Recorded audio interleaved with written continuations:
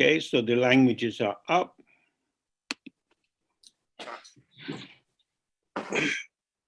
So tonight is for questions and answers, but I'm going to focus mainly on one question, which is how can our dharma understanding help us to stay open and relaxed in times of war and conflict? Now in Europe, some big conflict is starting to develop, but of course there are conflicts in every continent. Conflicts arise very easily for human beings because we have this negative alchemy whereby we are able to turn anger into hatred. Generally, if we're interacting with other people, they say something or do something and it gets to you and you have some anger towards them.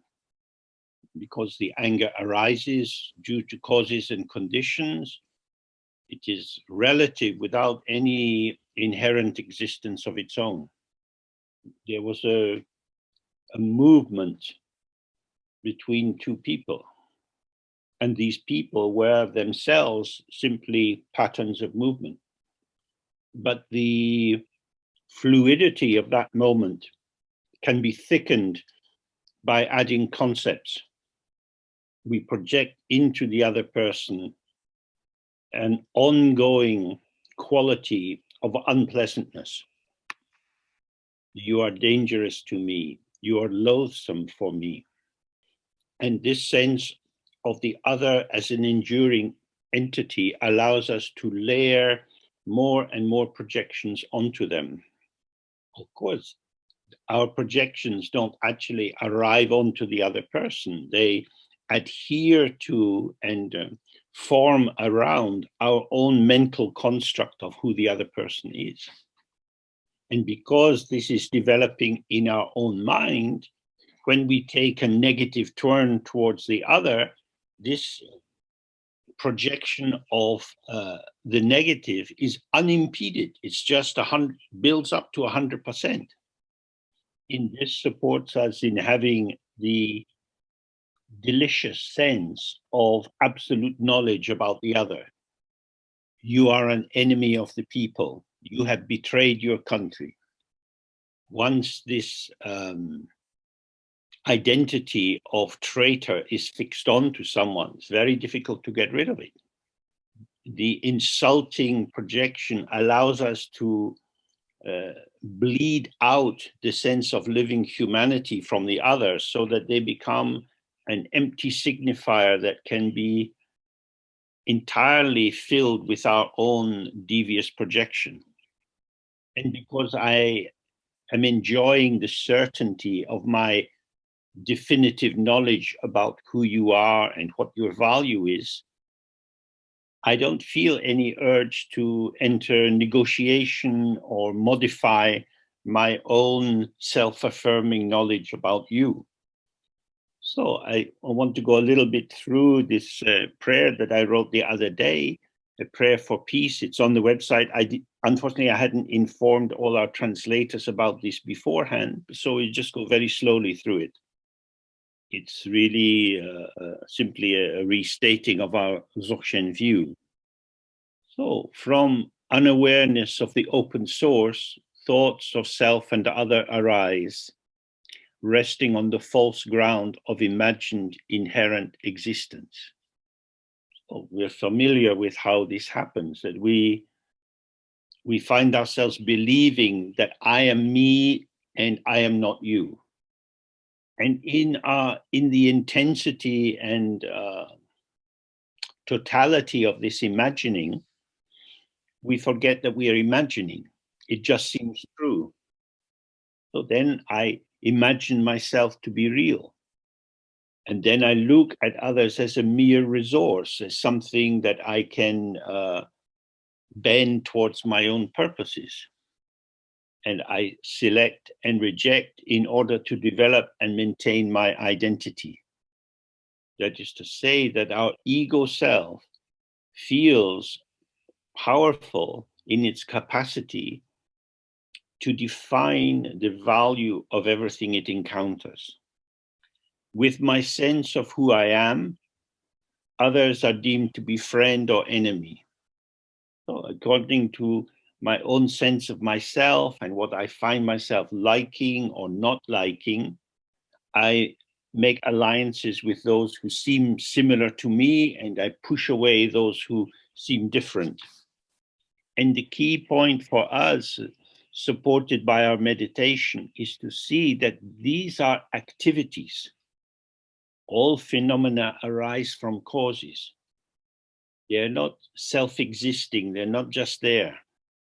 When we feel someone is our enemy and we hate them, it is as if we see some definite quality in them which is unpleasant. But this projection is arising because of the relationship I have with the other person, whether they fit or don't fit, whether I find them pleasing or not pleasing. This isolated ego self that I inhabit, it seeks an unimpeded mastery. And on the basis of this, resistance, that is to say, the different ideas of other people, is taken as an insult and a proof of their guilt.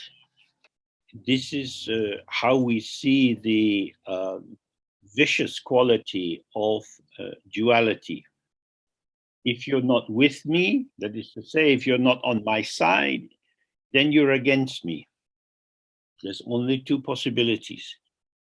And if you're against me, I will destroy you.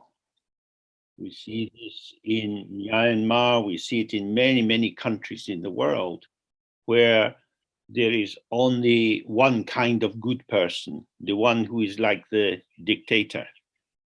This deluded and deluding pattern imposed on ever fresh occurrence is the root cause of war and conflict, of denigration, of putting the other down, and the absence of empathy, so that when they suffer, we are indifferent.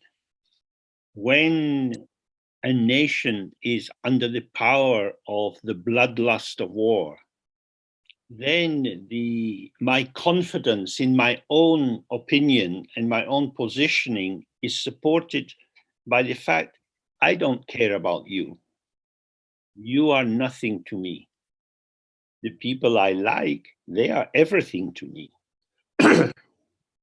But my enemies, they are nothing. So I'm not bothered by their pain. In fact, their pain and their suffering may help me to feel even more powerful. Soldiers with their armored jackets and their big weapons and big boots, they can feel very secure in the face of civilians who have no weapons. And what is vital for us is to keep the clarity that these are not two different kinds of people. Good people and bad people, my kind of people and those other people. All appearances are illusory. They arise, they show, they have an impact in their dynamic presentation, but they are devoid of inherent existence. So when hatred arises and we're trying to work out who is good and who is bad, it's vital to remember that the foundational Buddha, the original Buddha, who is the bright presence of the ground, is called always good.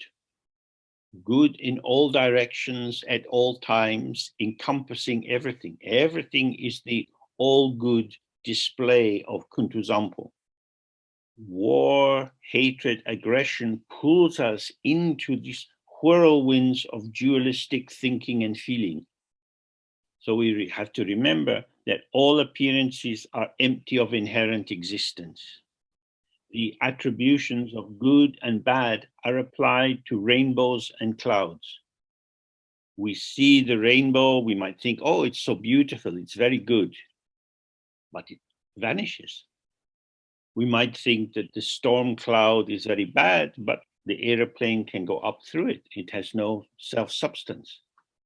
So we have to remember the unborn, ungraspable is our source, our radiant field, and our apparitional dance. These are the three aspects that we look at in all our Dzogchen teachings. The open, empty source, the ceaseless, effortless presenting, which is non-dual. That is to say, the presence of the object and the presence of the knower of the object are not two. And within this field of light, according to the winds and currents of interaction, we manifest as our apparitional dance. Good moments come and go. Difficult moments come and go. When we really directly see this aspect of the view, we are freed from blame. When we feel with someone, you make me so angry. You, in your stupid, irritating behavior, make me so angry. It is your fault that I feel angry. I'm a good person, but you are a troublemaker. We know where these kind of interpretations lead. And our understanding in the view is that they are completely false. They are deluded. Everything is the radiance of the ground. So, however our situation is, whatever provocations we get from other people, if we want to find freedom, we have to rest with the source and not split into the duality of subject and object. So then it says, may the light of the Buddha's love shine into the hearts of both the fearful and the fearsome, dispelling the dualistic reification that traps them. So whether we are the person who is being attacked, whether we feel we are going to lose our country, our freedom, the health of our body, or whether we are the terrifying one who is able to fill other people with fear, both of these positionings are held in place by a belief in their truth, in their reality, that this is how it is. Of course, in the dangerous times with heavy provocation, it's very difficult to stay open and relaxed as the shape of the world around you and even your own shape is altered by circumstances. As we know, the borders of the countries in Europe have changed so many times. So somebody thinks, I am Ukrainian, I'm Polish, I'm Russian, but the borders of these countries have shifted a lot in the last 100 years. When we see that the name of a country, the name of a city, the name of ourselves is applied to a dynamic interactive process rather than an entity, then we start to free ourselves from this bondage. So we say, Buddhas, please dissolve the dark night of entities with the dawning of awareness of non-duality. When we believe in the strong reality of phenomena, it looks quite bright because there seems to be a definite solidarity to appearances. But when we are committed to believing in stuff, in things, there is a darkness to this because they appear to be impenetrable. It's just how it is. But it's always an interpretation. Because all phenomena are relative to each other, arise in interaction, this situation, which is referred to in Dharma as relative truth, is in fact a discourse of fiction. It's fictitious, it's invented, it's imagined. When we awaken to the non-duality of awareness, we see that everything is like a rainbow, like a mirage. It's here, but it has no substance. May we live in the bright day of awareness and emptiness, clarity and emptiness, appearance and emptiness. Emptiness thins the dense opacity of self and other. See that another person is arising due to causes and circumstances without an internal, personal, defining essence, then where is this true enemy that I don't like or I'm frightened of? I am frightened of a construct. This construct arises for me because I believe that words like enemy are signifying some nasty, bitter essence. But in fact, there is no nasty, bitter essence. The nastiness and bitterness that I perceive in you, my enemy, is my interpretation of how you are moving and changing with circumstances. Oh, in this timeless now, in this infinite present, which never changes, may we all abide in peace, love, and collaboration. May the radiance at the heart of all beings soften their ego shells and let the light of love shine forth. The light of our heart shines out through our senses, linking us with all the movements which we are part of. Oh, our practice is to release ourselves from the solidifying conceptualization which leads into the splitting of friend and enemy. So today I got back from the printer a new book. It's different from the previous books we've done because it's illustrated by my friend and colleague Diana Collins. The text that the book shows is from a traditional Tibetan text, which you can find in This Is It, in the section of the origin of Heruka. So I retold that story in a simplified form to bring out the themes, which are then brought to life by the images. So this is the cover. And this is, you could just have the cover. This would be the whole book. Because when we look at the big dictators all around the world, this is what they say. I am a wolf, I will eat you, and me first. So the book, I won't go through all the pages. Maybe you will want to get the book. It's rather charming. And it's a very important point that it begins with, where there are two young men who go to see a teacher. And the teacher says, your mind is like the sky. Everything is arising and passing. There's nothing to hold on to. This is your intrinsic freedom. One young man is the master and the other is the servant. The young master is used to telling other people what to do. He's used to being correct. My mind is like the sky. Everything is the radiance of the sky. Everything I do is good. The other young man, the servant, he heard it that, oh, my mind is open and free. But he thought, oh, but I don't experience it that way. I have to really look. The young master assumed that his understanding was correct. But the site of this understanding was his own ego self. And when he heard that his mind was like the sky, it allowed his ego to increase like a balloon being blown up.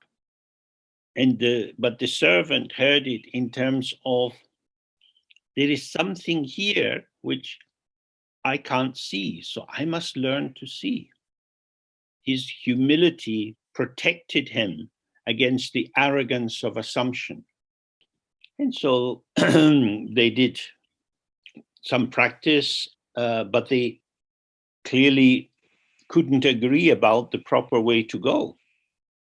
And the master got really annoyed with the servant, saying, "Oh, you don't understand. We're going back to the teacher and he will show you your error."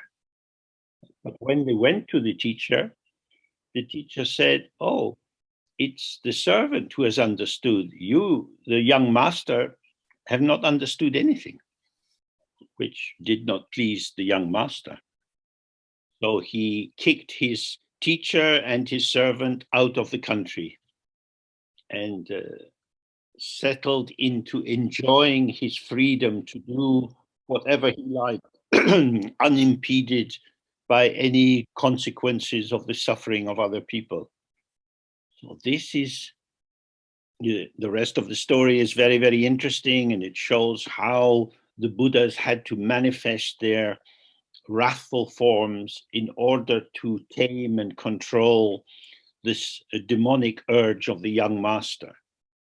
And it's a very deep and powerful story. But for we who are on the path, the key point is really in this early confusion that arises.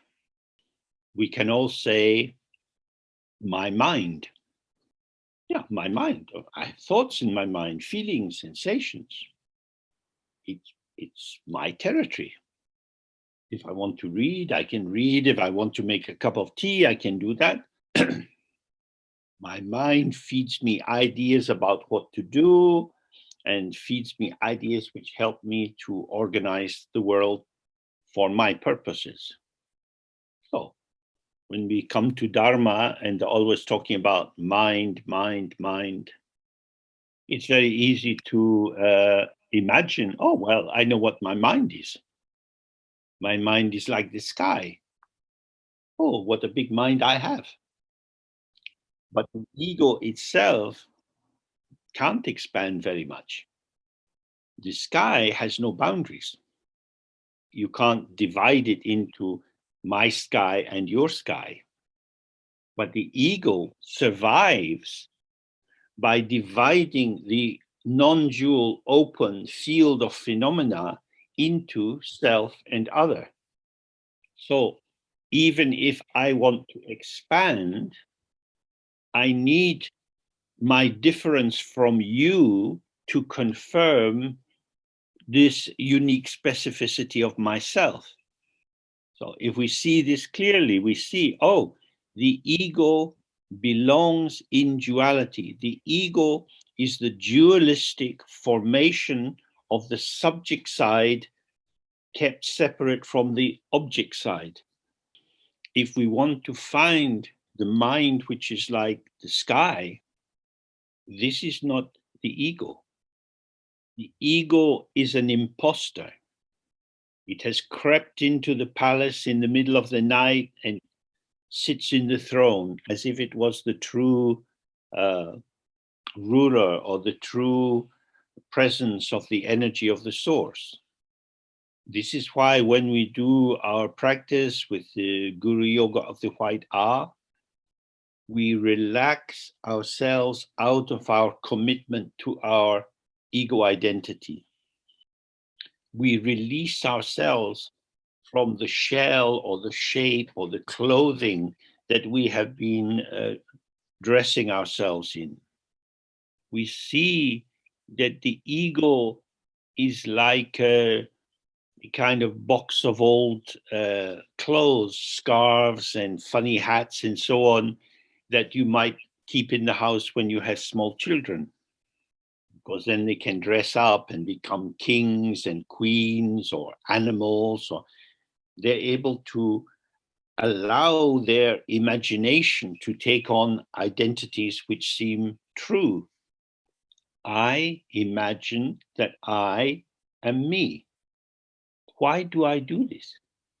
Because of a lack of recollection of the actual truth of how I am. So in the the prayer, it's talking about the unborn, ungraspable, which is our source, our radiant field, and our apparitional dance. So I, here, what is this I? So we look with these questions. Does the mind have a shape and a color? Does it have a size, big or small?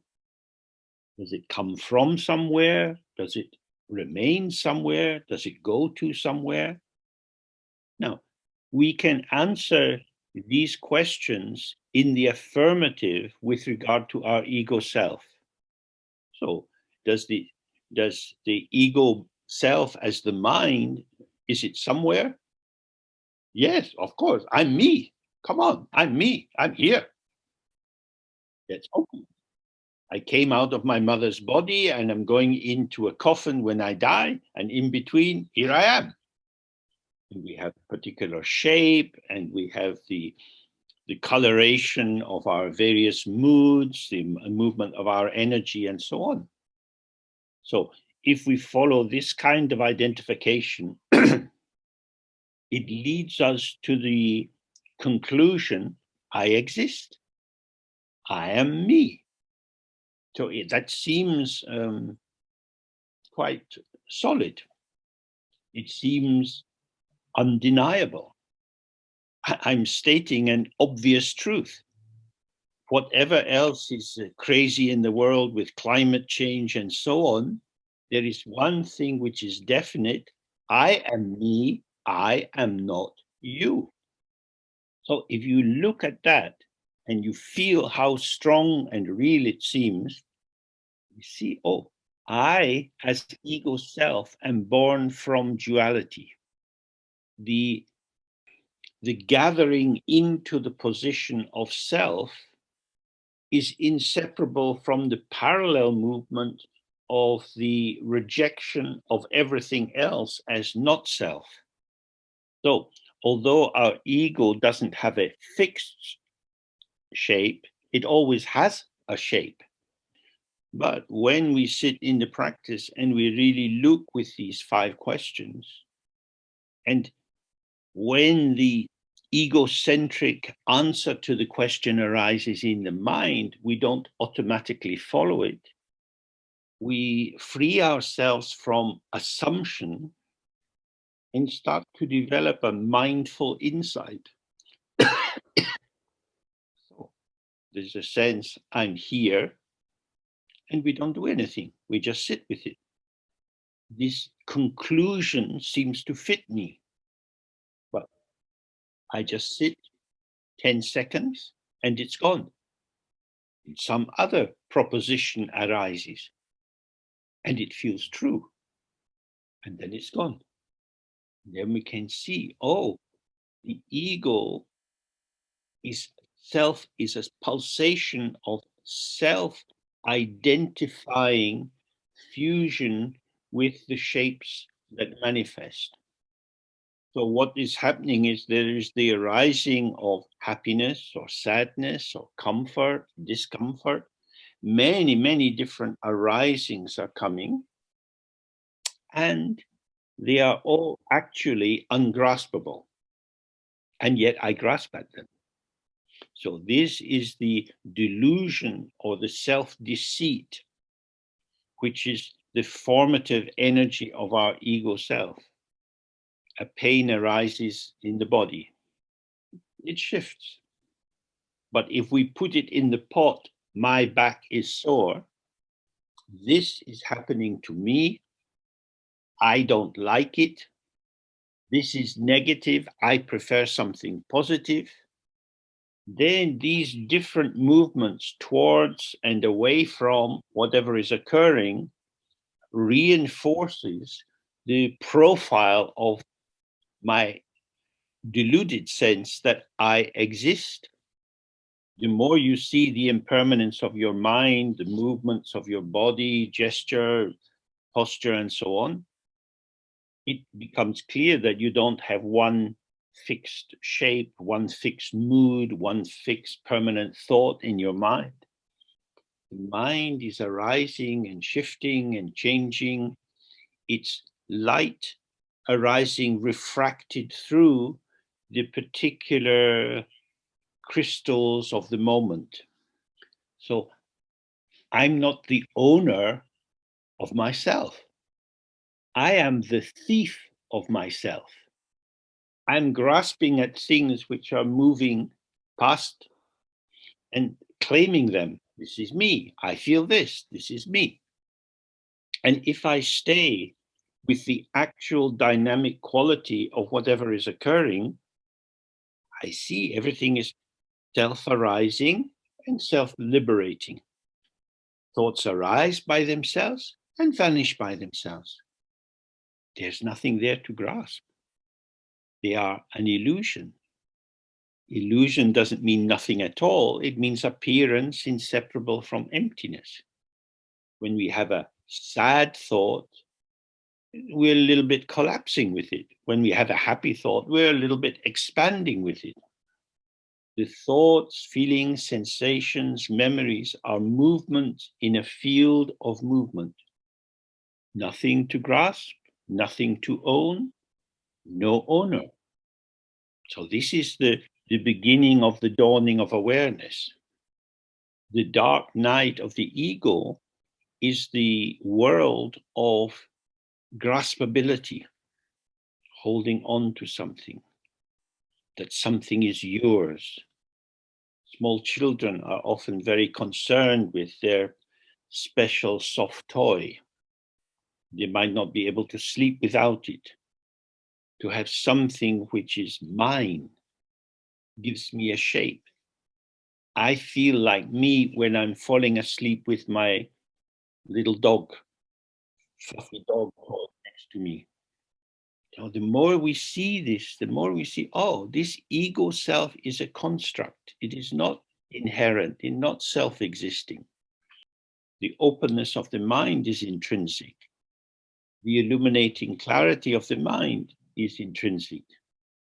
The potential to manifest in many different forms in responsive interaction with the field, this is unlimited.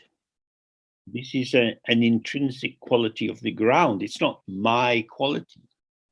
That is to say, I am a unique, specific manifestation potential of the energy of the ground. I'm not a thing, but I am responsive.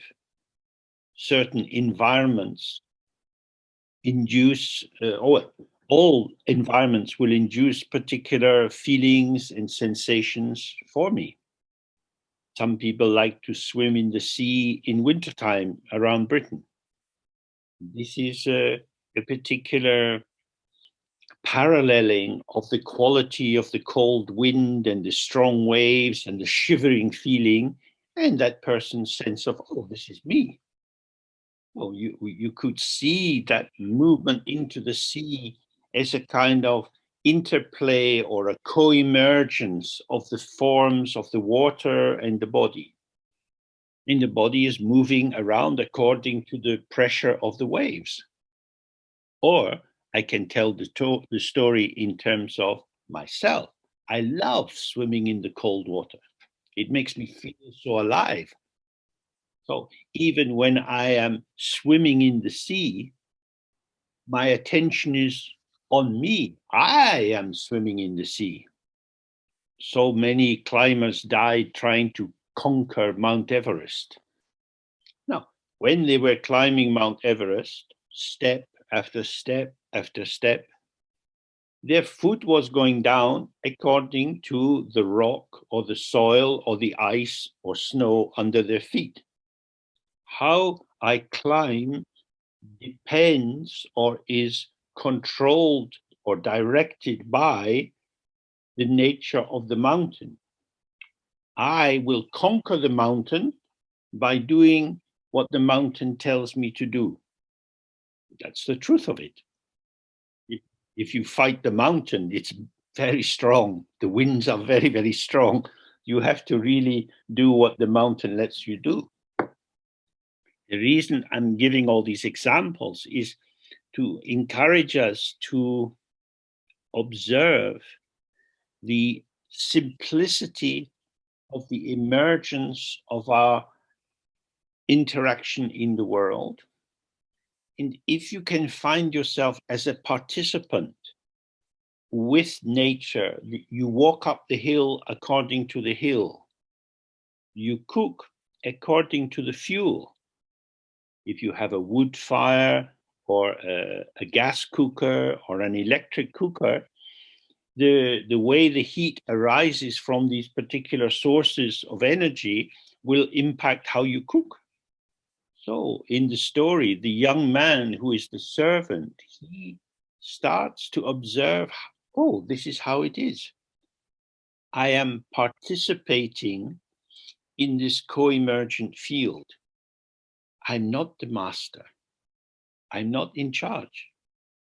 But when I participate and collaborate with the movement of the field, I reduce the friction. I'm less tired. I experience more because I'm present in my senses. I am, if you like, I am revealed to myself in my participation. And the more we relax and release ourselves from our fixed positions, the more we see my ground is open, the field of my participation is open, and these formations of myself participating are also open. And this is how we awaken to our awareness, by being present with the field, in contact with the field, not merged into the field and not holding ourselves apart from the field. And then the source ground openness is not other than how we are. You will never find it as something. It's not a something. You can't grasp it. And yet it is here. Your mother, it's with you all the time. But the young man who was the master, he remained encapsulated inside his ego identity. I am the winner. Me first. I can do what I like. You can't stop me. So you can see the divergence of these paths very clearly. The unimpededness of awareness is the openness of space. When this is not awakened to, the ego seeks for unimpededness. It wants to spread out and win everything, like a child that insists on winning every card game or board game. And if they don't win, they get into a temper. And there's a desperation in that need to win. So this takes over the young master. And so he sets out to destroy every man he meets. And he takes every woman he meets and uses her sexually. Everything is mine. I do what I like. I take what I like. No one can stop me. This is the defining quality of all dictators. The dictator is born with a torture chamber next to them. I will destroy you. So every dictator likes to say this. It is a terrible thing in this world to be born in a country where you are identified as being in a minority group with very little attribution of rights and freedoms, and then to be under the power of the dictator. This is shit. As Mao Zedong said, power grows out of the barrel of a gun. And when somebody has a gun, then it's quite scary because they can kill you. And if they feel entitled to kill you, and they might even think it's virtuous to kill you, then you have almost no protection. And of course, dictators like to bring fear and anxiety into the population. For most of us, when we're afraid, we shrink. And if we are self-shrinking, we are less problem for the dictator. So having public executions and shooting people in the town square is very helpful. We want to kill the bad people so the good people can sleep easily in their beds. When we look in human history, we see this everywhere. The annihilation of Aboriginal groups. But then we come into Dharma. May all sentient beings be happy. May all beings rest in the equanimity that is free of bias towards friends and against enemies. All beings are valid, however they are, because their ground or their source is the heart of Buddha Kuntuzangpo. This idea is completely strange. Why would the heart of the Buddha give rise to these bad people? They're horrible. Whether we are talking from the point of view of the dictator about the terrorist people who want to change the government, or we're talking about the position of the freedom fighter who wants to get rid of the dictator so everyone can enjoy some freedom. From both directions is saying, we cannot be free until that one is gone. So Dharma is quite shocking. May all sentient beings be happy. May the enemies of Dharma be happy. May the people who kill and torture Dharma practitioners be happy. This can sound almost masochistic if you view it from the point of view of the ego.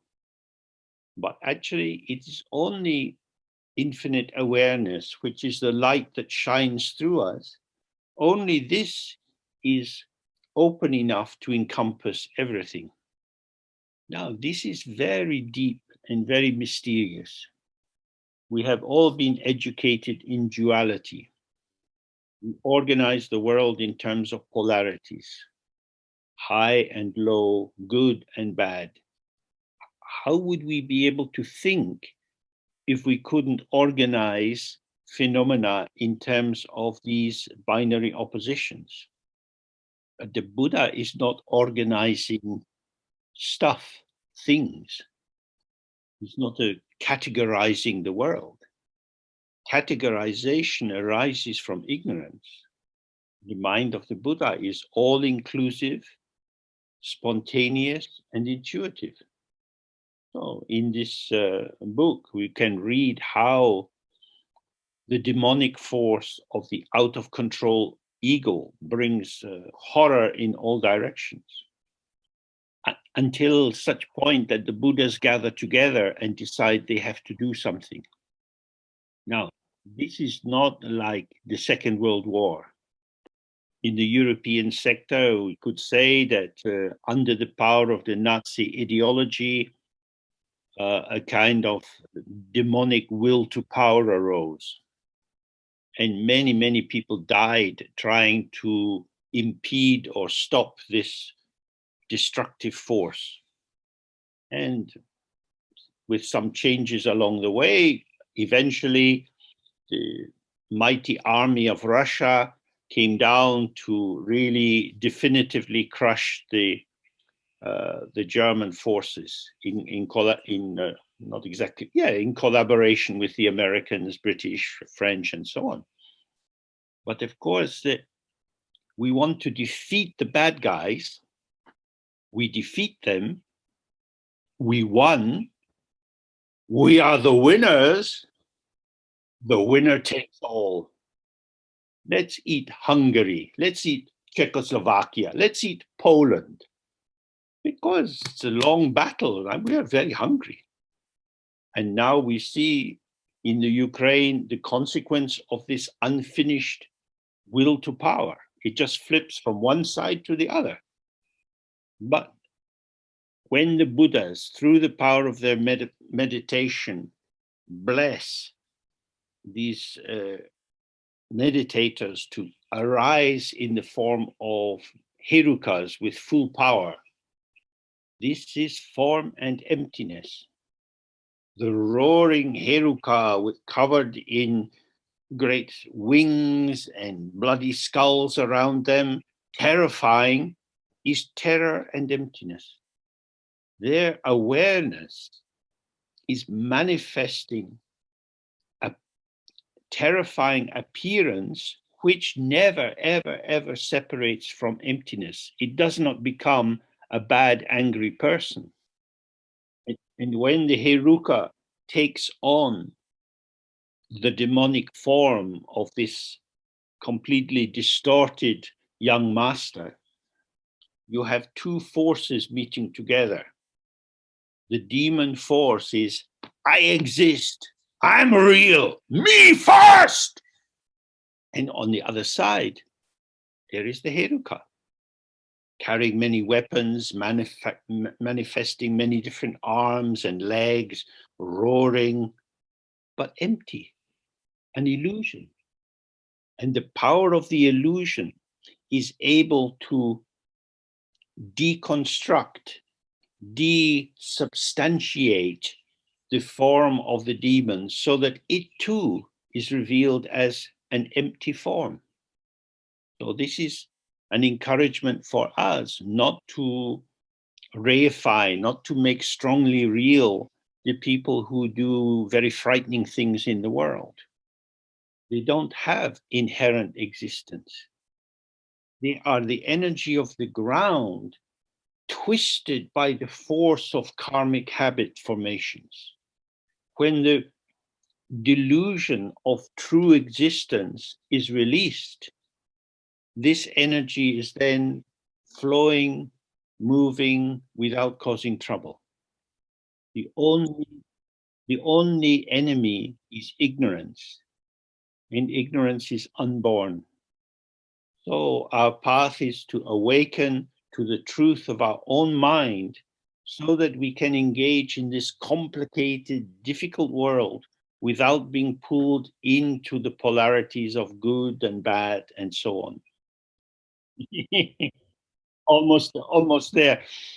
So our path is to really see the empty ground of our presence so that our awareness moves easily through the world without being pulled into polarities. When we see the equality or the equalness of all phenomena in their emptiness, no matter how they appear, then we can rest in equanimity, which frees us from egocentric reactivity. And then the non-dual co-emergence flows easily. So this is the message of this wonderful book. Very interesting. Okay, so we come to an end today. Thank you for our translations. Hard work for the translators. And I apologize for not giving them warning about the density of what we will be doing. And in a few weeks, we meet at the weekend to do the final section of the book we've been working on. Yeah, the Finding Freedom. Okay, so I wish you all a very good evening. I hope this has been useful to you, give you a little bit of clarity. So, goodbye. Bye. Bye, bye, bye. Bye. Thank you very much. Bye. Obrigado, obrigada. Thank you. Thank you. Bye. The James. Bye. Bye bye. Bye, James. Thank you.